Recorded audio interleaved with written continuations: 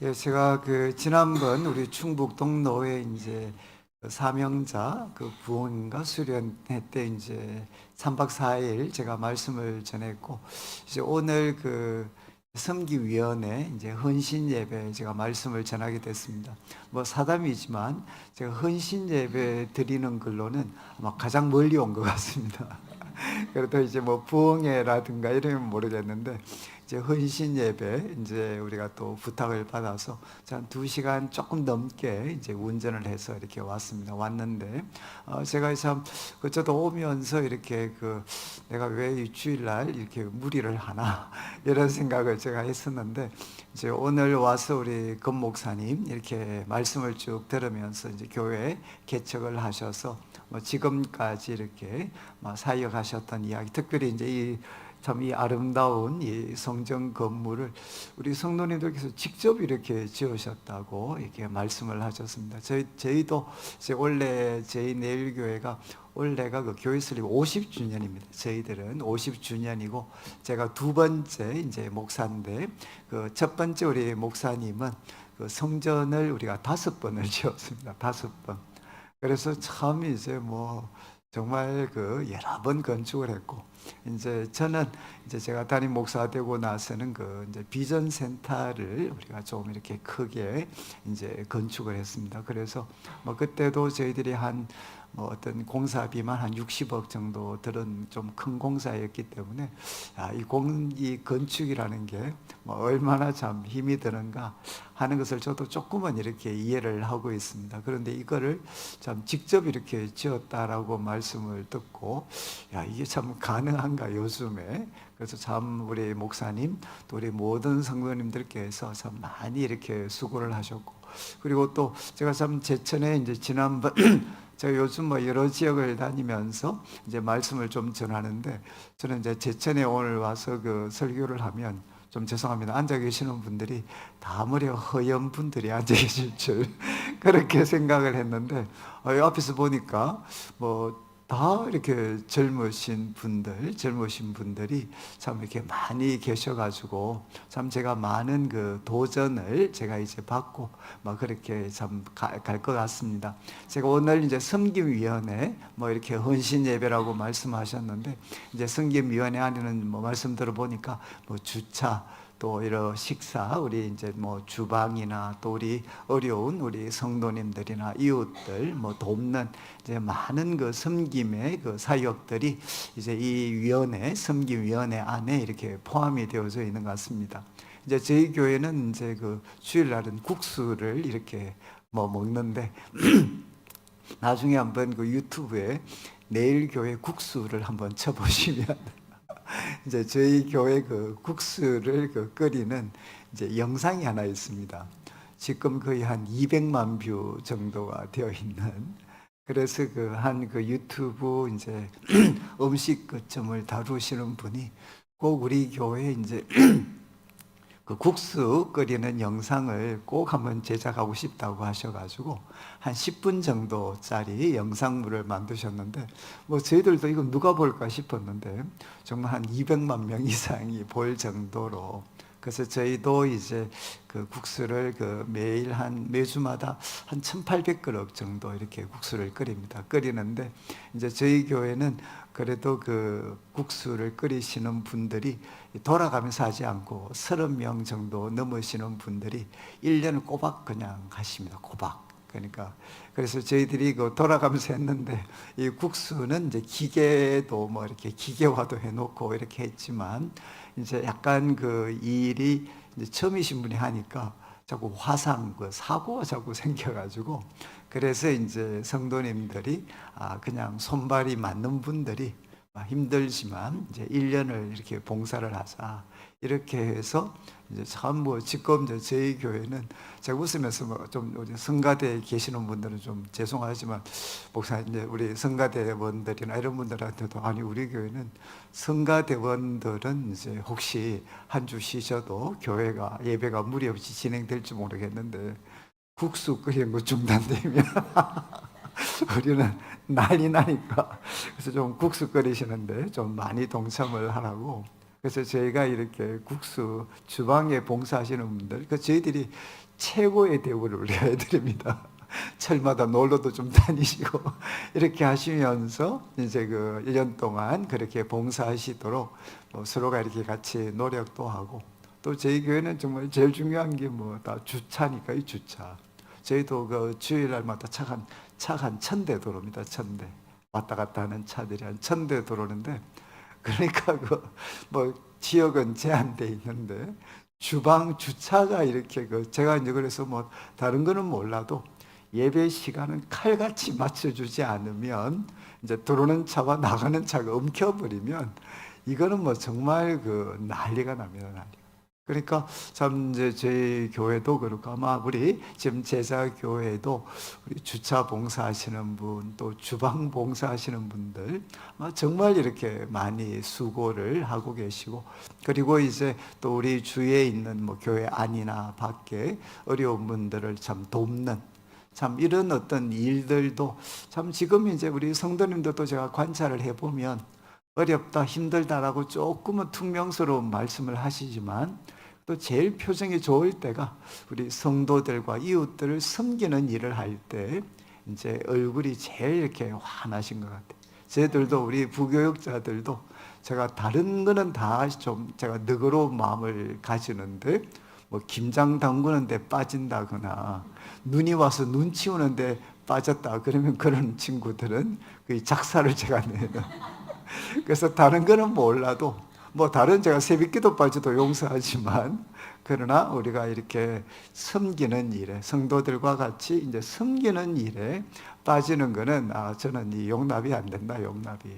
그래서 아마 참 교회에서 또 참 귀한 우리 섬김의 사역을 이제 감당하시는 분들 위해서 이제 오늘 헌신 예배를 이렇게 준비하신 것 같습니다. 그런데 이거는 헌신 안 하는 사람들이 헌신하자 이게 아니고, 헌신하시는 분들이 다시금 헌신을 이렇게 다짐하는, 또 확인하는 시간이 이제 헌신 예배가 됩니다. 그래서 오늘 읽었던 이 말씀은 꼭 섬김위원회 분들만이 아니라 교회를 섬기시는 분들에게는 하나의 텍스트가 되는, 내가 교회를 섬길 때 어떤 마음을 가져야 되나, 이제 오늘 본문 말씀 이제 베드로가 주는 교훈인데, 이제 4가지 이 권면은 이제 교회에서 어떤 섬김을 감당하시든 이 4가지 말씀은 꼭 이렇게 마음에 새기시면 좋겠습니다. 그래서 7절 말씀에 이렇게 이제 베드로 사도가 이야기합니다. 만물의 마지막이 가까웠으니, 쉽게 표현하면 이제 주님 오실 날이 가까웠다. 그래서 참 베드로가 있었을 때도 만물의 마지막이 가까웠다. 여러분, 우리 신약 성경에서는 말세는 언제 시작하느냐? 예수 그리스도의 부활로부터 이제 마지막 때가 시작이 됐습니다. 이것은 여러분들이 나중에 다니엘서를 읽어보시면 마지막 때에 일어날 일이 무엇인가? 그것은 바로 죽은 자의 부활이 있다. 그래서 마지막 때가 왔다라는 사인이 뭔가 하면 죽은 자의 부활입니다. 그런데 그래서 예수 그리스도의 부활을 통해서 이제 마지막 때가 시작이 됐습니다. 그리고 주님께서 오시는 것으로 이 마지막 때는 마무리가 됩니다. 그래서 베드로 사도가 이야기합니다. 만물의 마지막이 이제 가까웠다. 요즘을 보고는 이제 그런 말을 쓰죠. 우리가 살고 있는 이 시대는 말세라고 하기에는 또 조금 더 시간이 지났으니까 우리는 지금 말세지 말세의 끝자락을 우리는 살고 있다. 이렇게 표현을 하고 계십니다. 저는 동의가 되는 것 같아요. 그만큼 이제 주님 다시 오실 날이 가까웠다. 여러분, 참 마지막 때 여러 가지 모습들이 있겠지만 지금 이제 우리 하나님이 정하신 모든 소위 법들이, 가정의 법들도 다 깨트려지고, 이제는 여러분 이 마지막은 결국 저도 원래 전공이 물리학을 전공을 했기 때문에 이제 마지막 때에 쌓이는 결국 무엇인가, 한 30년 전, 한 40년 전부터 저희들이 이야기했던 게 뭔가 하면 이제 마지막 때는 결국 복제인간, 그리고 로봇, 그리고 이제는 참 이렇게 이런 그 인간 복제와 관계되는 일들이 일어나지 않겠는가라고 저희들이 생각을 했는데, 지금 정말 이렇게 짧은 시간 안에 이 모든 일이 지금 이루어지고 있습니다. 그래서 우리 뭐 로봇도 그렇고 또 AI도 그렇고 또 복제와 관계되는 것도 그렇고, 그래서 정말 누가 봐도 이제는 만물의 마지막이 가까웠구나. 그리고 그 가운데 뭐 안타까운 현실이지만 겉으로 볼 때 우리 이제 한국 교회가 힘을 많이 이렇게 잃어가고 있는 이제 그런 하나의 모습들을 이렇게 보여주고 있습니다. 그래서 이렇게 만물의 마지막이 가까웠을 때 주님과 또 주님의 몸된 교회를 섬기는 우리 성도들은 어떤 태도를 가져야 되는가? 그래서 베드로는 7절 말씀을 보시면 이렇게 이야기합니다. 그러므로 첫 번째, 너희는 정신을 차리고 근신하여 그 다음 기도해라. 정신을 차리고 근신하라. 먼저는 정신 차리라는 겁니다. 이 정신 차리라는 것은 뭔가 쉽게 표현하면 술 깬 맑은 상태, 술이 깬 맑은 정신 상태가 뭔가 하면 여기 정신을 차리고입니다. 정신을 차리고 근신이라는 것은 뭔가 하면 깨어 있는 것입니다. 이거는 보초를 서는 사람이 깨어 있는 모습이죠. 그러니까 정말 맑은 정신을 가지고 그리고 깨어 있어서 무엇을 해야 된다는 겁니까? 바로 기도를 해야 된다. 이것이 바로 이제는 교회를 섬기는 우리 성도들이 해야 될 첫 번째 일이다. 이렇게 베드로는 도전을 합니다. 여러분, 정신을 차리고 근신하여 기도해라. 그런데 베드로가 이 말을 할 때, 베드로가 이 말을 기록할 때 본인 마음은 어땠을 것 같습니까? 지금 성도들을 향해 야, 만물의 마지막이 가까웠다.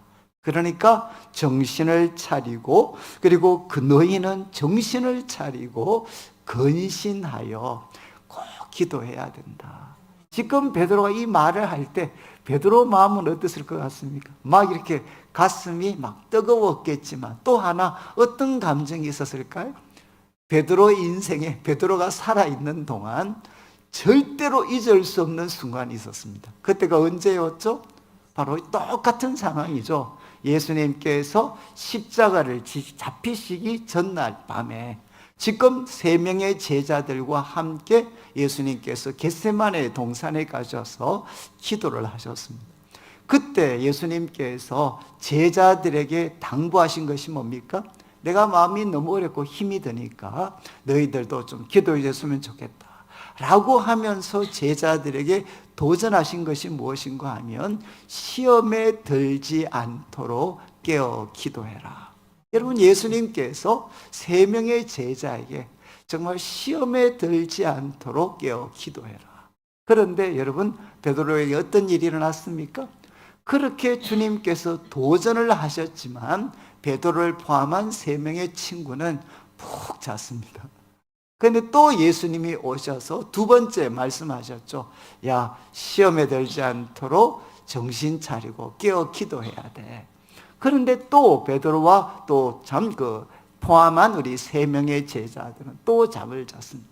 그리고 세 번째 예수님이 오셔서 도전을 하셨지만 결국 제자들은 이제 잠을 잤죠. 그때 예수님이 하셨던 우리 모두가 너무 좋아하는 말씀을 그때 예수님이 하셨습니다. 무슨 말씀하셨습니까? 마음은 원이로되 육신이 약해가지고, 마음은 정말 기도하고 싶은 마음이 있지만 육신이 정말 약하다. 이렇게 예수님께서 말씀을 하셨습니다. 그런데 깨어 기도하지 못했을 때 그때 베드로에게 어떤 일이 일어났습니까? 바로 분명히 본인 입으로 내가 죽을지언정 예수님은 부인하지 않겠습니다. 예수님 떠나지 않겠습니다. 그렇게 자신만만하게 지금 이야기했던 베드로가 여러분 바로 로마의 그런 군병들 그리고 또 유대인들이 잡으러 왔을 때 바로 예수님을 3번이나 이렇게 부인하고 결국은 예수님을 떠나게 되는 부인하게 되는 이런 일들이 바로 베드로의 삶 가운데 나타났습니다. 그러니까 지금 베드로가 지금 어떤 이 성도들에게 이 말을 할 때 그에게는 두 가지 감정이 다 교차되고 있었겠죠. 한편으로는 뜨거운 마음이 있었겠지만 한편으로는 과거 자기 인생에 지워질 수 없었던 그 쓰라린 실패를 기억하면서 성도들을 향해 도전을 하고 있습니다. 만물의 마지막이 가까웠으니까 바로 너희들도 나처럼 여러분 실패하지 않으려면 어떻게 해야 되느냐? 정신을 차리고 근신하여 너희는 바로 기도해야 된다. 이거는 한 번 기도가 아니고 현재 명령형입니다. 헬라어에서 현재 시제는 무슨 뜻을 갖고 있느냐? 계속과 반복의 뜻을 가지고 있습니다. 계속과 반복. 그러니까 한 번 기도하는 것이 아니라 계속해서 반복적으로 바로 기도해야 된다. 이렇게 예수님께서 도전하셨습니다. 아마 여기 계시는 분들은 다 그런 경험이 있으시겠지만 기도한다고 해서 또 기도 안 한다고 해서 나한테 특별한 일이 있을까라고 생각하실 수 있는데, 여러분 우리 돌아보면 우리 인생에 참 이렇게 아픈 실패의 순간들이 있었습니다. 그때는 많은 경우 무엇과 연관이 되어 있었느냐? 깨어 근신하여 기도하지 못했을 때 우리들의 삶을 정말 아프게 하는 그런 쓰라린 실패와 또 패배를 우리는 경험할 때가 많습니다. 그러나 반대로 우리가 정신을 차리고 근신하여 기도하게 되면 우리들의 삶을 누가 도와주시느냐? 하나님께서 도와주셔서 시험이 오면 피할 길을 허락하시고 또 그것을 이길 수 있는 놀라운 지혜를 허락하여 주셔서 위기를 새로운 기회로 바꿀 수 있는 힘과 능력을 우리에게 허락해 주십니다. 이제 우리 헌신위, 지금 섬김위원회죠. 우리 섬김위원회 분들은 상당수가 이렇게 몸으로 이렇게 봉사를 많이 하실 수 있는데, 몸으로 봉사를 하시기 때문에 이 봉사가 헛되지 않으려면 어떻게 해야 되겠습니까? 바로 베드로가 이야기한 것처럼 정신 차리고 근신하여 기도해야 된다. 그래서 이제 우리 섬김위원회 분들의 대부분 특징이 뭐냐? 주방에서 열심히 일하시고 또 주차 열심히 하시고 그러다 보니까 예배 시간에 푹 주무시는 분들이 많이 계셔요. 저는 이제 첫 번째 기억하셔야 되는 게 정신 차리고 그리고 근신하여서 우리가 계속 기도하셔야 됩니다. 계속. 그러면 저는 참 우리 교회 그 국수 끓이시는 우리 권사님들, 집사님들 만나면 참 제가 그 감동받는 게, 여러분 50주를 매주 봉사하고 국수 끓이는 일을 하시는데 얼마나 힘들겠습니까? 그런데 그분들 하시는 말씀이 다 간증이 있더라고요. 정말 손목이 아프고 어디가 아팠는데 목사님 참 안 믿으시겠지만 국수 끓이다가 이 아픈 손목이 나았습니다. 또 어떤 분은 제일 우리에게 잊을 수 없는 분이 정말 괴사병, 이 다리에 괴사병이 드셔가지고 거의 우리 교회 오실 때 두 사람이 부축해서 정말 좀 질질 끌려서 오신 분이 계셨어요. 남자분이신데. 그런데 이분이 우리 교회 처음 남자로서 주방 봉사를 하신 분이십니다. 정말 이분이 남자분이신데 처음 주방 봉사를 하셨어요. 한 10년 이상을 봉사하셨습니다. 근데 여러분 정말 괴사병 앓으시고 제대로 걷지도 못하신 분이 은혜 받으시고 주방 봉사하시다가 지금은 씩씩하게 얼마나 잘 걸어다니시는지 몰라요. 그래서 그분이 이야기하셔요, 우리한테. 목사님, 분명히 식당 봉사가 어렵고 힘이 들지만 이렇게 성도들을 섬기게 되면, 그리고 거기에 정신을 차리고 깨어서 기도하게 되면 여러분 봉사하고 섬기다가 하나님의 기적을 자기들이 경험하고 있다. 저는 이제 첫 번째 기억하셔야 됩니다. 정신 차리고 근신하여 기도해야 된다. 그리고 두 번째 말씀을 보시면 8절에 무엇보다도 뜨겁게 서로 사랑할지니 사랑은 허다한 죄를 덮느니라. 여러분 여기에 무엇보다도 뜨겁게 사랑해라. 이거는 기도하는 사람만 할 수 있는 게 뜨겁게 사랑을 할 수가 있습니다. 여러분, 기도가 동반되지 않으면 저희들이 열심히 섬김을 감당하시는데 참 섭섭하실 때가 많잖아요. 여러분, 참 우리가 여러 가지 봉사, 특별히 뭐 주방 같은 봉사 하시면 여러분, 뭐 음식 해놔 놓으면 짜다 싱겁다부터 시작을 해가지고 간이 맞고 안 맞고부터 시작해가 우리 같은 국수가 부풀었다 안 부풀었다, 양념장이 새거다 아니다, 김치가 시다 새거다, 뭐 하여간 얼마나 말씀이 많으시겠습니까? 여러분, 그러면 주방 봉사 하시는 분들이 그런 이야기 듣고 나면 막 열받으시는 거죠. 아니, 자기들도 그 참 귀한 시간 내 가지고 주일날 오시면 완전 땀이 벙벙이 되셔서 그렇게 돌아가시는데, 그렇게 수고했는데 간이 맞고 안 맞고 국수가 뭐 퍼졌고 안 퍼졌고 막 이런 이야기 들으면 막 화가 막 나시고, 그리고 특별히 이 주차하시는 분들이 정말 마음을 많이 상하시더라고요. 그래서 제보고 하시는 말씀, 목사님, 참 죄송한 말씀인데 저한테 하시는 말씀이, 목사님 진짜 우리 성도들 말 안 듣습니다. 주방 주차할 때 꼭 여기 대지 마라 그러면 악착같이 거기 대고 가시고. 그래서 참, 그러면 여러분, 이 주차 봉사하시는 분들이 마음이 얼마나 상하시겠어요. 그리고 또 좀 저희 경상도 쪽 사람들은, 충청도 쪽은 안 그러시는데 저희들은 또 한 번씩 홧김에 욕도 잘하시거든요. 한번 막 쌓아뒀다가 한번 막 욕도 하시지. 그러면 얼마나 열받으시겠어요. 그런데 이제 베드로 사도가 이야기를 합니다. 주님을 섬기는 사람들은 여러분 무엇 해야 되나? 뜨겁게 정신을 차리고 근신하여 기도해서 두 번째 감당해야 되는 것은 뭔가 하면 바로 무엇보다 뜨겁게 서로 사랑해라. 뜨겁게 서로 사랑해라. 그 다음 말씀이 무엇입니까? 뜨겁게 사랑할 때만 할 수 있는 일이 뭔가 하면 사랑은 허다한 죄를 덮느니라.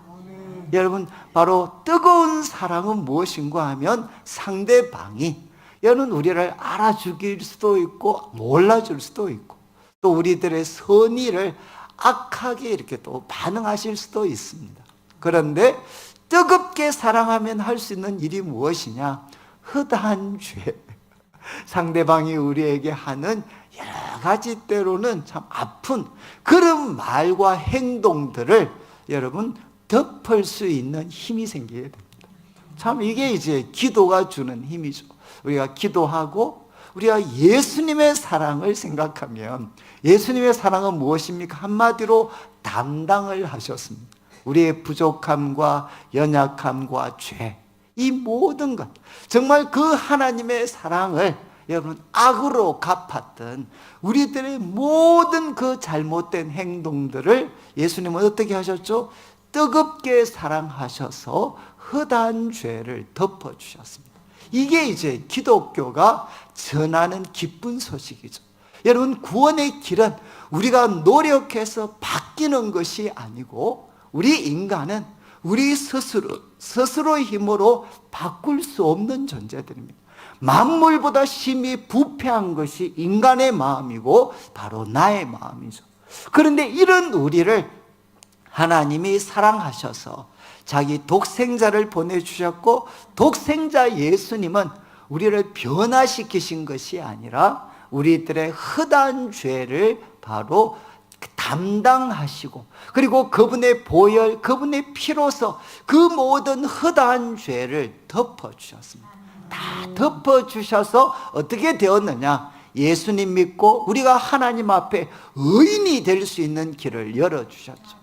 그래서 기독교의 사랑은 무엇이냐? 바로 예수님처럼 허다한 죄를 덮어줄 수 있는, 허다한 죄를 덮어줄 수 있는 것이 바로 우리 기독교가 이야기하는 사랑이라는 겁니다. 저는 그래서 우리 성도님들께서 두 번째는 정말 뜨겁게 사랑하셔가지고 우리가 섬기는 분들이 때로 우리들의 선의를 알아주지 못하고, 때로는 그 선의를 좀 섭섭하게 반응을 한다 할지라도 여러분 뜨거운 사랑 때문에 그것을 덮어줄 수 있는 우리 성도님들이 되시면 좋겠습니다. 그리고 이제 세 번째 베드로가 도전하는 것은 서로 대접하기를, 우리 9절 말씀에 서로 대접하기를 원망 없이 해라, 이렇게 베드로가 우리에게 이야기합니다. 여러분, 이 말은 결국 참 이 초대교회, 그 사랑이 넘치는 초대교회에도 여러분 바로 손님 대접을 하다가 원망하는 사람이 있었겠습니까? 없었겠습니까? 여러분, 있었으니까 지금 베드로가 권면하는 거죠. 손님 대접을 하는데 원망 없이 해라. 여러분들이 사도행전을 읽어보시면, 우리 한국교회도 비슷합니다. 우리 사도행전을 읽어보시면 초대교회 부흥에 이런 보이지 않는 중요한 하나의 그 등복 요인이 있었습니다. 성령 충만하고, 그리고 기도하고 말씀을 전하고, 이것이 부흥의 그런 중심적인 힘이 되었지만 그것만큼이나 중요한 게 하나 있었습니다. 그게 뭔가 하면 손님 대접이었습니다. 여러분, 우리 초대교회가 이렇게 예배당 건물이 없었잖아요. 그러니까 다 어디서 모였느냐? 가정에서 모였습니다. 그러면 가정을 오픈해서 예배를 드리고 오늘날과 같이 식탁 교제를 나누게 되면, 여러분 바로 초대교회가 그렇게 놀랍게 성장하는 데는 손님 대접이 있었습니다. 손님 대접. 그리고 나아가서 여러분 참 이렇게 순회 전도자들이 많이 있었습니다. 그러니까 그 순회 전도자들이 오면 한 집에 머물면 언제 갈지도 모릅니다. 하루 이틀이 아니고 때로는 한 달을 넘길 수도 있겠죠. 여러분, 그런 사람들을 초대교회 성도들이 기쁨으로 대접을 했습니다. 그러니까 초대교회의 놀라운 부흥에는 무엇이 있었느냐? 손님 대접이 있었거든요. 여러분들이 한국교회도 한번 생각해 보시면, 우리 한국교회가 이렇게 부흥하고 성장할 수 있었던 그 어떤 근저에는 무엇이 있었느냐? 바로 이 손님 대접이 있었죠. 정말 우리 구역 모임을 하든 무슨 모임을 하든 우리 성도들이 자기 가정을 오픈해가지고 손님 대접하는 것, 성도들을 섬기는 것을 너무너무 기쁘게 감당을 했습니다. 그때 바로 참 우리 한국교회가 부흥을 했었죠. 초대교회도 마찬가지였습니다. 그런데 이제 세월이 지나면서 손님 대접하는 것이 조금씩 어려워지기 시작을 했어요. 혹시 제가 이제 우리 성도님들한테 한번 묻고 싶은 거는, 혹시 여러분들이 성도님들 대접하면서 원망해 보신 적이 있나요? 제가 이제 오늘 이 말씀을 가지고 우리 성도님들한테 이야기하며 꼭 한두 분 이런 분이 있습니다. 아니 목사님, 제가 오늘 목사님 말씀을 들으면서 이해가 잘 안 됩니다, 이런 이야기 하세요. 그래, 뭐라고 이야기하는가? 아니 어떻게 사람이 손님 대접을 하는데 기쁘지 원망을 하면서 손님 대접합니까? 자기는 손님 대접해 봤지만 원망한 적이 없다는 거예요. 이런 분들에 대해서 어떻게 답을 해야 되겠습니까? 제가 그분에게 드리는 말씀은, 제가 이렇게 말씀드리죠. 왜 우리 성도님께서 집사님께서 손님 대접을 했는데도 한 번도 원망한 적이 없나? 그것은 손님 대접을 가끔 했으니까. 가끔 했으니까 원망할 이유가 없죠. 1년에 한두 번 뭐 하면 여러분 그거 원망할 이유가 뭐가 있어요? 그런데 여러분, 손님 대접하는데 원망은 누가 하겠습니까? 시도 때도 없이 대접하는 사람들, 시도 때도 없이 대접하는 사람들이 바로 마음에 원망이 자꾸 생깁니다. 여러분, 우리 교회도 누가 제일 좀 섭섭하고 원망이 많겠습니까? 우리 교회에서 가장 열심히 성도님들 섬기고 대접하시는 분입니다. 우리 성도님들 가운데서 가장 열심히 성도들을 섬기고 대접하시는 분들 마음속에 자꾸 무엇이 삭트나 원망이 생기는 거죠. 아니, 나도 다 남의 집에 귀한 자식이고 집에 가면 귀한 마누라고 귀한 엄마인데, 아니 이제 일만 하면, 대접하는 일만 하면 나는 당연하게, 내가 하는 거는 당연하게 생각하는 것 같은, 그리고 남들은 조금만 이유만 있어도 싹싹 미꾸라지처럼 빠져나가는데 그냥 자기는 빠져나가지도 못하고, 그리고 열심히 봉사하는데도 다른 사람들이 감사하게 생각하지 않고 당연하게 생각하는 그런 것을 한 번씩 느끼면 마음에 무엇이 생기죠? 자꾸 원망이 생겨야 됩니다. 저는 혹시 이제 여러분들 양쪽으로는 다 회개를 하셔야 돼요. 대접을 하는데 원망해 본 적이 없으신 분들은 너무 가끔 대접했기 때문에 빈도를 좀 늘리셔야 됩니다. 그리고 또 반대로 여러분이 이제 열심히 대접하는데 어느새 기쁨보다는 원망이 내 마음을 차지하고 있으면 우리가 어떻게 해야 되겠습니까? 다시 한번 기도하고 뜨거운 사랑을 통해서 바로 상대방의 그 섭섭한 반응까지도 덮어줄 수 있는 뜨거운 사랑을 우리 마음이 회복해야 된다는 겁니다. 저는 우리 참 이렇게 제자교회 모든 성도님들이 뵈니까 참 이렇게 다 참 좀 점잖으신 것 같아요. 확실히 우리 이제 경상도 쪽은 약간 까칠합니다. 제가 우리 교회도 이렇게 대하면, 저도 대구 사람이지만 항상 이게 좀 뭔가 까칠한 그런 느낌들을 제가 많이 받고 있는데, 그런데 우리 또 아무래도 이제 충청도 우리 양반들이시니까 제가 볼 때는 다 겉으로는 이제 성인군자 같으신데 저는 그냥 그래도 압니다. 속에는 원망이 쌓여 있는 분들이 많다는 거. 그런데 참 이 교회는 이 속에 쌓여 있는 원망, 이 원망을 잘 처리하셔야 돼요. 제가 대구에서 이제 목회를 하면서 청년들은 별로 그런 게 없는데 어른들 섬기면서 제일 헷갈렸던 게 갑자기 이야기하다 화를 확 내셔요. 어떤 분이 화를 확 내시면 이 화를 내는 이유가 지금 우리가 나누었던 이야기 때문인지 한 달 전에 있었던 이야기 때문인지 일 때문인지 아니면 10년 전에 있었던 일 때문인지 이거 분별하는데 제가 정말 시간이 오래 걸렸어요. 저는 이제 우리 성도님들 마음이 아시겠지만 요즘은 심리학이 발달을 해가지고 의식, 우리가 지금 말하고 행동하는 이 의식의 세계 밑에 무엇이 있나? 무의식의 세계가 있습니다.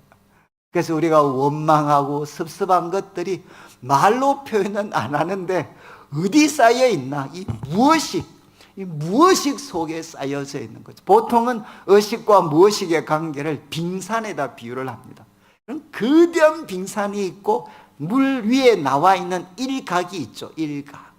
의식 세계는 이 일각에 불과하고 이 의식 세계 밑에 무의식의 세계는 마치 무엇과 같이 크고 깊으냐? 바로 빙하.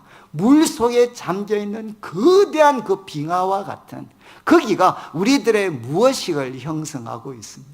저는 여러분이 우리가 말씀을 듣고 또 기도를 드리는 것이 우리가 말씀을 듣고 기도하는 것이 왜 중요한가?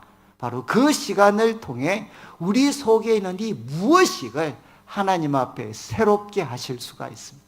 나도 모르는 사이에 내 마음 무의식 속에 깊이 뭔가 쌓아두었던 이런 원망, 이런 불평, 이런 섭섭함들이 말씀을 듣고 성령의 인도하신 가운데 기도하다 보면 이 무의식의 세계가 바로 다듬어지고 정화되어지고 새롭게 되는 일이 일어나야만 어떻게 되느냐? 우리가 원망하지 않을 수가 있습니다.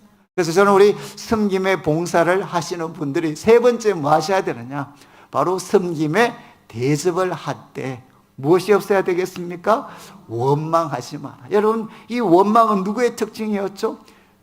이스라엘 백성들이 출애굽을 해서 가나안 땅을 들어갈 때 그 광야 여정 40년 동안 이스라엘 백성들의 특징이 무엇이었느냐?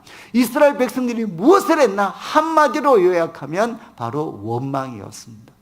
다른 말로 하면 주님의 나라를 향해 가는, 다시 오실 주님을 향해 살아가는 우리들에게도, 이 광야와 같은 인생을 살아가는 우리들에게도 가장 무섭고 큰 적은 무엇일 수 있느냐? 바로 원망이라는 겁니다. 그래서 이제 베드로 사도는 세 번째, 대접하되, 서로 대접하되 원망 없이 해라.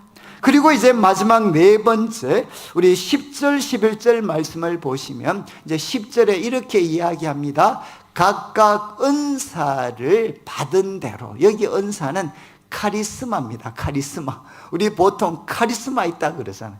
이 카리스마가 뭔가 하면 성령님께서 우리에게 은혜를 주셨을 때 그 은혜를 주셔서 우리 한 사람 한 사람이 가지게 된 결과물, 하나님이 은혜를 주셔서 각 사람이 가지게 된 결과물이 뭔가 하면 카리스마입니다. 카리스마. 우리 모든 성도들은 무엇을 갖고 있나? 카리스마를 갖고 있습니다. 은사를 가지고 있습니다.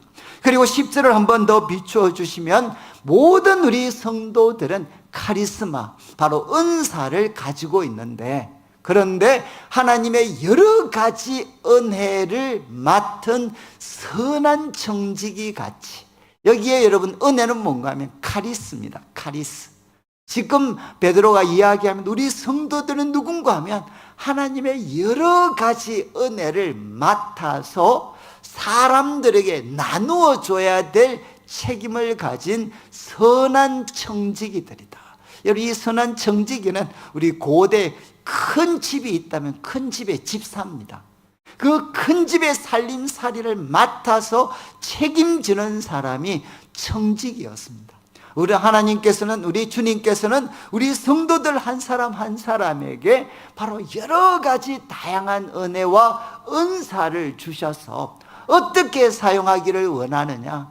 정말 지혜로운 청지기가 여러분 주인집에 있는 모든 여러 가지 귀한 자원을 가지고 그 식구들, 종들, 그 집이 감당해야 될 일들이 잘 진행될 수 있도록 정말 조금도 부족함이 없이 잘 섬기는 것처럼 우리 성도들 한 사람 한 사람도 하나님께서 특별한 은혜와 은사를 주셨으니까 정말 이것을 잘 배분하고 사용하여서 주님의 몸된 교회 성도들이 하나님을 위하여 힘있게 우리가 일하고 또 우리가 모일 때마다 천국을 경험하는 공동체가 될 수 있도록 그렇게 봉사해야 된다는 겁니다.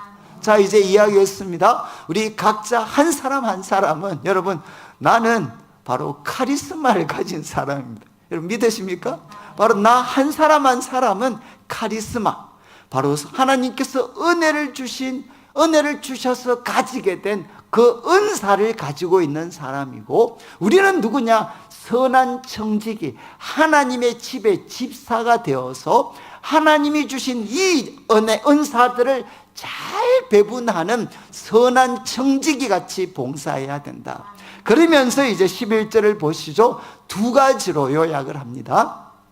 하나님이 주신 은사를 가지고 선한 청지기 같이 잘 섬겨야 되는데 두 가지로 우리는 섬길 수 있습니다. 첫 번째는 무엇이죠? 만일 누가 말하려면 하나님의 말씀을 하는 것 같이 해라. 여러분, 우리는 사람들을, 성도들을 어떻게 섬길 수 있습니까? 바로 말을 통해서 섬길 수 있습니다. 말. 우리들은 말을 통해서, 이것은 우리 목회자들, 말씀을 전하는 목회자들, 또 말씀을 가르치는 교사들, 선지자들이 여기에 속하겠지만 그분들에게만 속한 일이 아니라 우리 모든 성도들은, 여러분, 다른 사람들을 무엇을 가지고 섬길 수 있느냐? 말을 가지고 섬길 수 있습니다. 그래서 한번 이거는 그냥 잘 되든 안 되든 외워두셔야 됩니다. 누구든지 말하려거든, 여러분들이 바로 이제 말을 하려거든 어떻게 말을 해? 연기를 해야 됩니다. 연기를. 무슨 연기를 해야 되나? 하나님의 말씀을 하는 것 같이, 하나님이 나에게 주신 말씀을 바로 그들에게 전해주는 것처럼 말해야 된다. 여러분, 이거는 이제 보네프라고, 우리 그 독일의 참 히틀러 치하에 가장 저항했던 그런 목사님, 보네프라는 목사님이 성도의 공동생활이라는 책을 썼는데, 그때 이분이 이렇게 이야기했습니다. 우리 성도들의 관계는 어떻게 해야 되나? 어떻게 말해야 되나? 여러분, 내가 성도들에게 말할 때는 내 속에 계신 주님이 바로 그들에게 주고 싶어 하시는 말씀을 전하는 것처럼 말해라. 그러니까 내 속에 계신 예수님이 나를 통해 말씀하시는 것처럼 그렇게 말을 해라. 그리고 그렇지만 들을 때는 어떻게 해야 되겠습니까? 들을 때는 상대방 속에 계시는 예수님이, 나에게 말씀하시는 것을 듣는 것처럼 들으라. 이해하시겠습니까? 저는 우리 교회 성도들이 말하는 것도 조금 서툴지만 그것보다 우리 참 교회 성도들이 서툰 것은 듣는 겁니다. 듣는 것. 그럼 참 교회에서 이런 이야기 많이 들었어요. 참 아픈 이야기인데 참 우리 목회자들이나 교회 지도자들 또 신앙이 좋다는 남자분들에 대해서 우리 부인들이 하는 말이 뭐겠습니까? 우리 남편은 누구 말도 안 듣습니다. 우리 목사님은 누구 말도 안 듣습니다. 누구 말도. 여러분 이것이 성령 충만한 사인이다. 이거 아닙니다. 우리 성도의 공동생활. 여러분 주님은 내 속에만 계신 게 아니고 다른 성도님들 속에도 누가 계시죠? 교회의 머리가 되시는 주님께서 계십니다. 그러니까 꼭 기억하셔야 돼요. 내가 말을 할 때는 여러분 꼭 이제 우리 가족들하고도 그렇고 교회에서도 여러분 바로 내가 말을 하려고 할 때는 지금 이 상황에서 내 속에 계신 주님께서 무엇이라고 말씀하시나, 내 속에 계신 주님께서 말씀하시는 것처럼 말을 해라. 이거 정말 제가 우리 청년들 섬기다가 제가 들었던 그 간증 중에 제일 제가 참 인상 깊었던 간증은 이제 울산대 교수님으로 계신 분이셨는데 이분이 이제 청년시 대학교 1학년 때인가 전도를 받으셔가지고 예수님을 자신의 삶의 구주로 모셨습니다. 구세주와 주인으로 모셨습니다. 근데 이분이 예수님 믿고 어떤 일이 일어났나? 열흘 동안 말을 못하는 언어장애자가 됐어요. 말을 못해. 열흘 동안 그냥 소위 과거 같으면 이제 벙어리라고 하죠. 이 말을 못하는 분이 되어버리셨어요. 근데 왜 말을 못하는 사람이 됐나? 말은 할 줄을 알았습니다. 그런데 왜 말 못하는 사람이 됐는가 하면 이때까지는 어떻게 말을 했죠? 내가 입에서 나오는 대로 내가 하고 싶은 대로 말을 했습니다. 그런데 이분이 예수님을 자기 삶의 주인으로 모셨으니까 이제는 어떻게 말을 해야 됩니까? 내 속에 계신 주님께서 바로 말하기를 원하시는, 내 속에 내가 주인으로 모신 예수님이 기뻐하시는 말을 해야 되는데 한 번도 이런 말을 해본 적이 없잖아요. 그러니까 열흘 동안 말을 못했습니다. 이유는 뭔가 하면 내가 주인으로 모신 예수님이 내가 어떻게 말하는 것을 기뻐할까? 난 열흘 정도 고민을 하다 보니까 한두 마디가 생각이 나더래. 야, 이 말은 바로 주인이신 예수님께서 기뻐하시겠다. 그래서 그 한두 마디 말들을 하기 시작을 했습니다. 그때 주위 사람들이 놀라고 자기 말로 대학 4년을 다니는 동안 헌신된 예수님의 제자만 한 100명 이상을 자기가 주님께로 인도를 했다는 거예요. 여러분 바로 이거죠. 여러분 우리는 사람들을 어떻게 섬길 수 있나? 손과 발로도 섬길 수 있지만 먼저는 우리들의 말을 통해서 성도들을 섬길 수 있습니다. 그래서 첫 번째는 말할 때는 우리의 주인이신 바로 예수님이 기뻐하시는 하나님의 말씀을 하는 것 같이 하고, 여기는 포함되어 있지 않지만 또 하나가 무엇이죠? 상대방이 말하는 것을 들을 때는 상대방 속에 계시는 예수님이 저분을 통해 나에게 무엇이라고 말씀하시는가, 이렇게 여러분들이 들으시면 여러분 어떻게 되겠습니까? 정말 우리들의 관계가 좋아지겠죠. 우리 남자분들 한번 부인들이 이렇게 말씀하시면 이런 태도를 가지시면 집안이 평안합니다. 여러분 부인들이 말씀하시면 주여 말씀하옵소서 종이 듣겠다. 사무엘이 바로 고백했던 것처럼 저도 노력을 정말 많이 합니다. 저는 우리 집사람과 제가 이제 나이가 같고 집사람이 12일 생일이 빨라가지고 나이가 들수록 자꾸 누나 티를 내가지고 힘들어 죽겠어요. 12일 누나를 모시고 사니까 힘들어. 그런데 이제 말만 하면 이제 막 속이 익하다가도 이제 속으로 다시 주여 말씀하옵소서 종이 듣겠나이다. 여러분, 그런 마음을 좀 가지니까 어떻게 되느냐? 여러분, 말하는 것보다 사실 더 중요한 게 뭔가 하면 리스닝입니다. 제가 이제 외국에서 그 영성신학을 공부했는데 이런 그 말장난 같은 표현을 씁니다. Holy listening, holy listening, 거룩한 듣기. 우리 그리스도인은 어떤 사람들이냐? Holy listening, 거룩한 듣기. 여러분, 그 상대방이 말을 할 때 그 말 속에 그들의 말을 통해 주님이 나에게 뭐라고 말씀하시는가, 그것을 들으려고 하는 마음을 가지게 되면 여러분, 교회 속의 대부분의 문제, 그리고 가정에서 가지는 대부분의 문제는 해결될 수가 있습니다. 지금 이제 베드로가 도전했습니다. 이제 말을 통해 우리는 다른 사람을 섬길 수 있는데 어떻게 해야 되죠? 누구든지 말하려거든 바로 하나님의 말씀을 하는 것 같이 해라. 그리고 상대방의 말을 들을 때는 하나님의 말씀을 듣는 것 같이. 여러분, 설교 시간에만 이게 아니고 우리들의 대화 속에서도 상대방의 말을 들을 때는 하나님이 저 사람 속에 계시는 주님이 나에게 말씀하시는 것처럼 말을 들어야 된다는 것. 그리고 두 번째, 여러분 이제 이 10절 11절 후반부를 보시면 누가 봉사하려면, 이것은 무엇이겠습니까? 몸으로 하는 겁니다. 누가 봉사하려면 어떻게 하라고 했죠? 어떻게 연기를 해야 되나? 하나님이 공급하시는 힘으로 하는 것 같이 해라. 내 경험. 그럼 교회 오시면 제일 무서운 분이 무엇입니까? 내가 해봤는데 그러면 안 돼. 여러분, 이것은 무엇이죠? 하나님이 공급하시는 힘이 아니라 내 경험이 기준이 되어서 봉사하는 겁니다. 그러면 참 이렇게 갈등이 생기죠.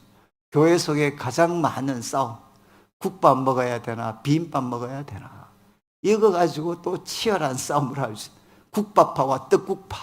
저희들도 이제 특별 새벽 기도에 마치고 나면 꼭 한 끼 이제 식사를 같이 하는데 항상 첨예한 갈등이 있습니다.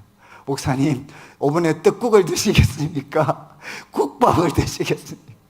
이 국밥과 떡국밥 사이에 치열한 갈등이 있어요. 저는 여러분, 이게 기준이 다 무엇이죠? 내가 기준입니다. 내가 기준. 내가 주방을 10년 해봤는데 그러면 할 말이 없어요. 할 말이. 여러분, 우리가 봉사할 때 내 경험이 기준이 되어서 하지 말고 뭐라고 했습니까? 하나님이 공급하시는 힘으로, 하나님이 공급하시는 힘으로 하는 것처럼 그렇게 해라.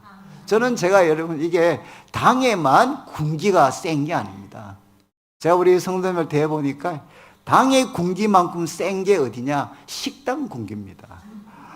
우리 권사님들이 모여 계시는 식당 군기가 장난이 아닙니다. 장난이. 저는 이제 교회가 정말 이렇게 주님을 기쁘시게 섬기는 공동체가 되려면 여러분, 우리들의 경험이 기준이 되면 안 됩니다.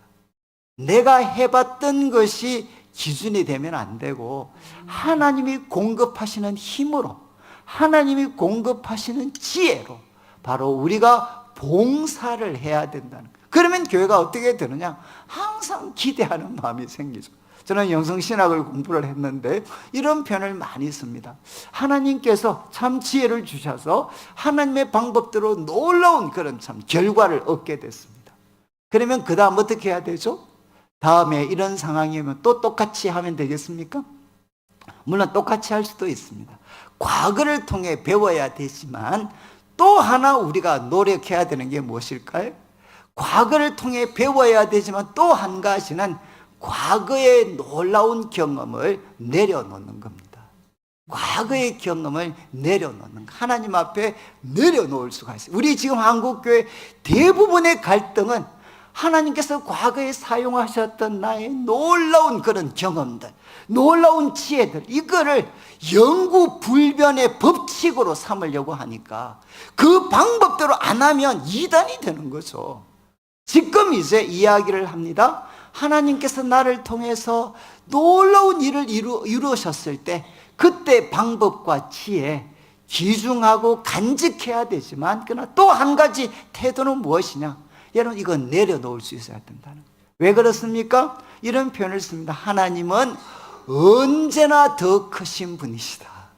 하나님은 언제나 더 크신 분이시니까 하나님은 똑같은 방법만 쓰지 않아요. 자, 예를 들면 성경에 여러분 지금 이제 예수님께서 베드로를 통해서 고기, 그죠? 우리 참 이렇게 한 마리도 고기 잡지 못했을 때 그물을 던졌는데 여러분 어떻게 됐죠? 바로 배가 가득 채워진, 그물이 가득 차는 놀라운 경험을 했습니다. 사건이 두 번 일어나거든요. 첫 번째, 누가복음 5장에서는 베드로 보고 뭐라고 했습니까? 어디 가서 그물을 던지라 그랬어요. 깊은 곳에 가서 그물을 던져라, 이렇게 말씀을 했고, 베드로가 순종했을 때 바로 두 배가 가득 차는 놀라운 경험을 했습니다. 그런데 요한복음 21장에 가면 또 제자들이 예수님 부활 이후에도 마음이 낙심을 해서 지금 또 고기 잡으러 갔어요. 근데 한 마리도 잡지 못했습니다. 근데 그때 예수님이 찾아오셨습니다. 제자들 보고 뭐라고 이야기했습니까? 그물을 어디 던지라고 했죠? 여러분, 배 오른편에 던져라, 이렇게 이야기했어요. 그러면 아마 우리 한국교회 성도님들 같으면 이런 반응 보였을 것 같은데, 목사님, 예수님, 아닙니다. 오른쪽이 아니고 과거 깊은 곳이었습니다. 그러니까 지금 배 오른편에 던지면 안 되고 예수님, 우리가 깊은 곳에 가야 됩니다. 깊은 곳에 가서 그물, 아니 얼마 전에 바로 참 베드로 통해서 깊은 곳에 가서 던지라고 했지 않습니까?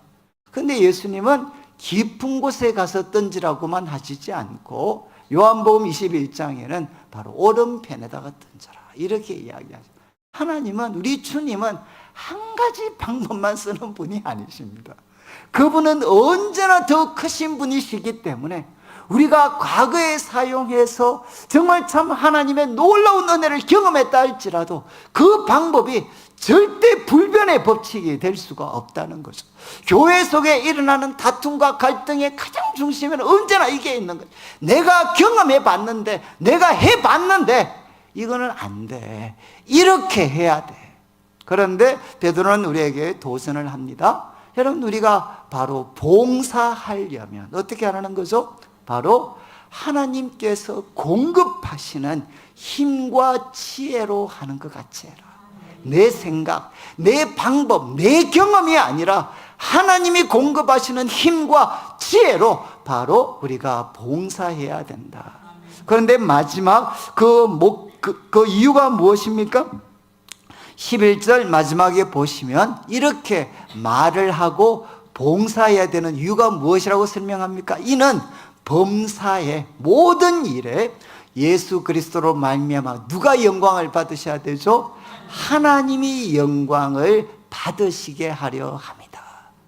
누가 영광을 받으셔야 됩니까? 바로 범사의 모든 일에 예수님 때문에 하나님이 영광을 받으시게 하기에, 하나님이 영광을 받으셔야 되기 때문에 여러분, 말할 때는 바로 하나님의 말씀을 하는 것 같이 하고, 그리고 봉사할 때는 하나님이 공급하시는 힘으로 하는 것 같이 해서 우리가 기대해야 되는 결과는 무엇이냐? 바로 우리 하나님이 영광을 받으셔야 된다는 거예요. 여러분, 이제 우리 한국교회 하나님께서 얼마나 이렇게 놀라운 그런 기적들, 그런 기적과 같은 일들을 이루셨습니까? 한국교회만큼 참 제가 볼 때는 풍성한 은혜와 체험을 가진 교회가 참 많지 않은 것 같아요. 그런데 문제는 무엇이죠? 그 과정 속에 우리도 알지 못하는 사이에 우리 마음이 높아져 버렸습니다. 그래서 여러분, 바로 이 교회가 이렇게 부흥되고 아름다운 건물을 짓고 할 때 여러분, 누가 영광을 받아야 되느냐? 말은 안 하지만 사람들한테 나 잊으시면 안 됩니다. 나 잊으시면. 여러분, 이런 마음 갖고 계시는 분들이 많이 계셔요, 많이.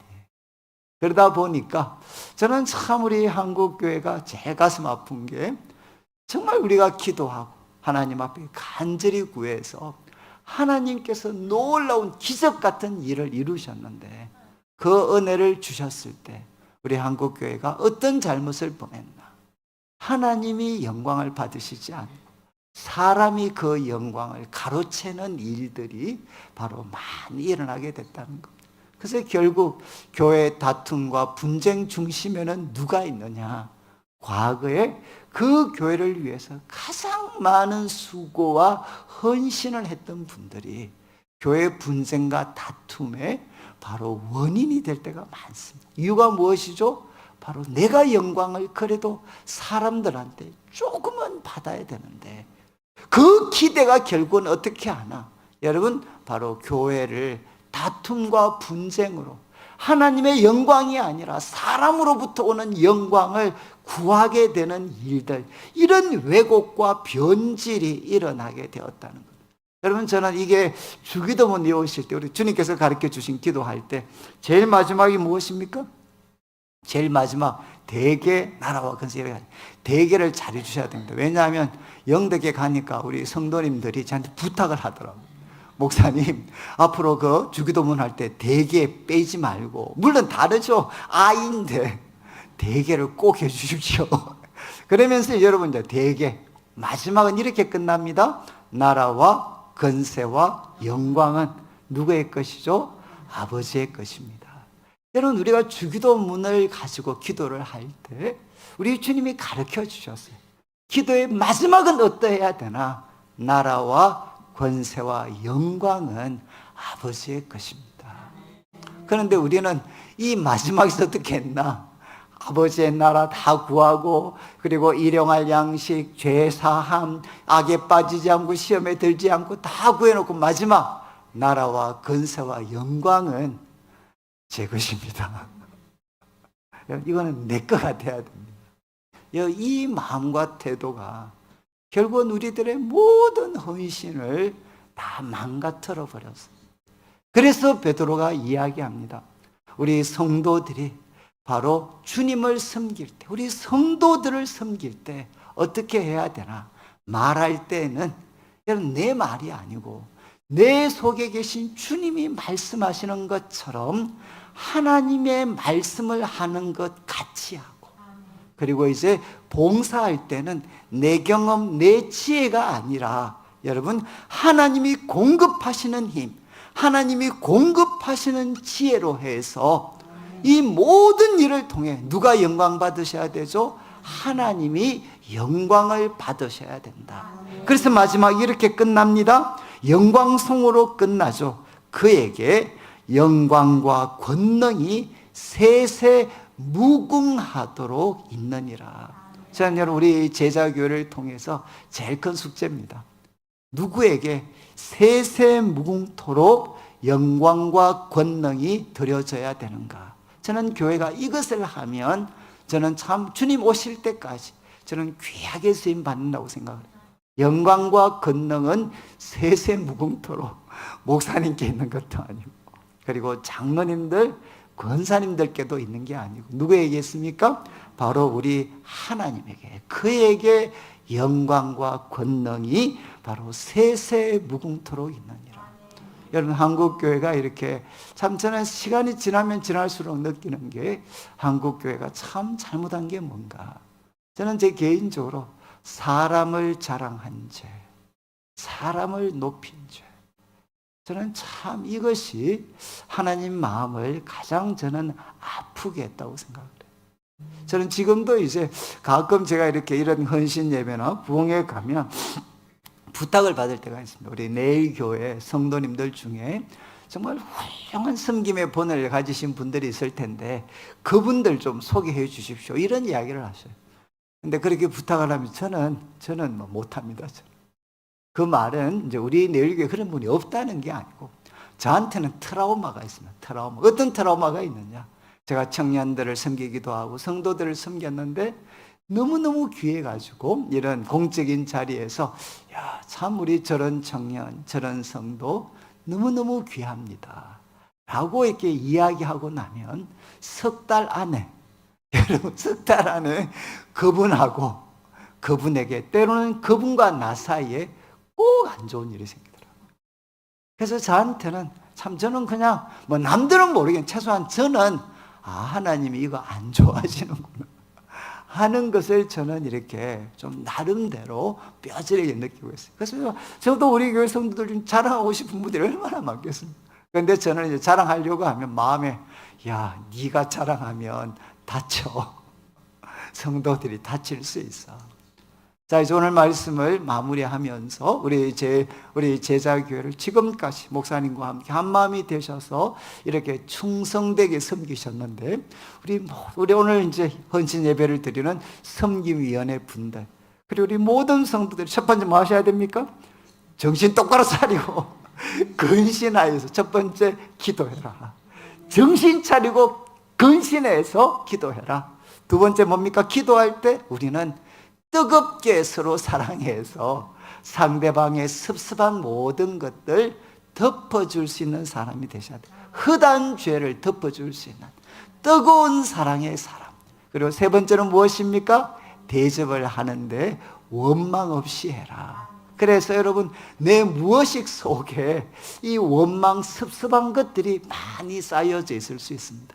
그래서 기도할 때 하나님, 혹시라도 내 무의식 속에 이 원망과 섭섭함이 쌓여가지고 내 말과 행동을 통해 까칠하게 표현되지 않도록 하나님, 제 속에 있는 이 원망들 하나님 다 제하여 주셔서 제가 성도들 섬기는 것이 원망이 아니라 기쁨이 되게 해 주십시오. 그리고 마지막 네 번째, 하나님께서 저에게 많은 은사를 주셨고 저는 주님의 선한 청직입니다.